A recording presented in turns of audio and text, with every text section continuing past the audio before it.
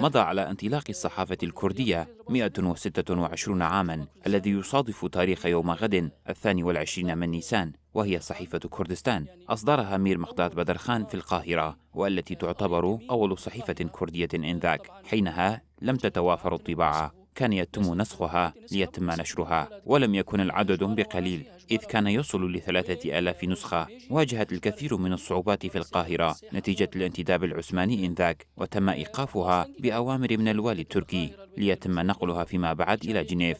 أصدرت عدة أعداد، ومن ثم انتقلت إلى لندن نتيجة الصعوبات لتعود إلى جنيف مرة أخرى. تم إصدار 31 نسخة من الصحيفة، وتوقفت الصحيفة عن النشر عام 1902، ومن ثم جاء مير جلدت بدرخان وأصدر مجلة روناهي، صدرت لها أعداد تعرضت هي أيضا للصعوبات. نحتفل بذكرى انطلاق الصحافة الكردية التي يصادف يوم غد، وننحني إجلالا لتلك القامات.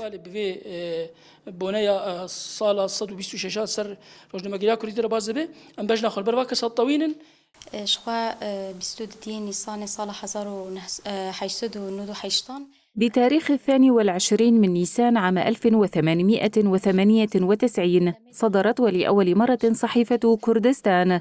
صدرت حينها تحت ظروف غاية في الصعوبة نتيجة ضغط الدول العثمانية ضد الكرد. صدرت في القاهرة لكون المثقفين الكرد كان يتم نفيهم خارج حدود كردستان.